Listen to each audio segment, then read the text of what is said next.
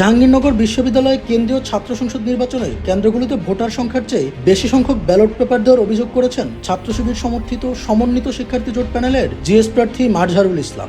এরপর আমরা শুনতে পেয়েছি বিভিন্ন হলে প্রয়োজনের অতিরিক্ত যারা ভোটার সংখ্যা নির্দিষ্ট ভোটার সংখ্যার অতিরিক্ত ব্যালট পেপার ভেতরে ঢুকেছে। বৃহস্পতিবার সকালে 10 নম্বর ছাত্র হলে ভোট দিয়ে সাংবাদিকদের সঙ্গে কথা বলার সময় এ অভিযোগ করেন তিনি।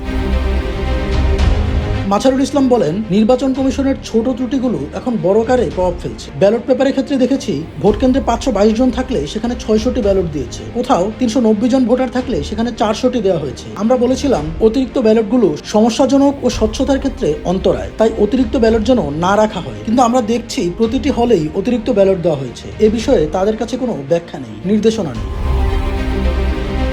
ছাত্র শিবিরের জিএস প্রার্থী আরও বলেন, আমরা দুঃখের সঙ্গে জানাচ্ছি নির্বাচন কমিশনার নির্বাচনের স্বচ্ছতার জন্য RICL TMX যুগের পর যুগ স্থাপনা থাকে মজবুত।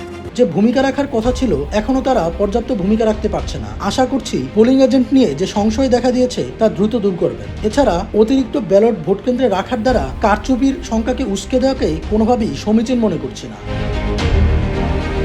অন্যদিকে একই ইস্যুতে পাল্টা অভিযোগ করেছেন ছাত্রদল প্যানেলের ভিপি প্রার্থী মোহাম্মদ শেখ সাদী হাসান। বৃহস্পতিবার সকাল 9:45টার দিকে মীর মোশাররফ হলে লাইনে দাঁড়িয়ে ভোট দেন তিনি। পরে ভোট কেন্দ্র থেকে বের হয়ে প্রশাসন ও নির্বাচন কমিশনের নিরপেক্ষতা নিয়ে সাংবাদিকদের কাছে শঙ্কা প্রকাশ করেন সাদী হাসান। নির্দিষ্ট একটি ছাত্র সংগঠনের প্রার্থীকে নানা রকম সুযোগ সুবিধা দিচ্ছে প্রশাসন, এমন অভিযোগ করে তিনি বলেন, অতিরিক্ত ব্যালট পেপার ছাপা হয়েছে যা কাউকে জেতানোর কৌশল হতে পারে।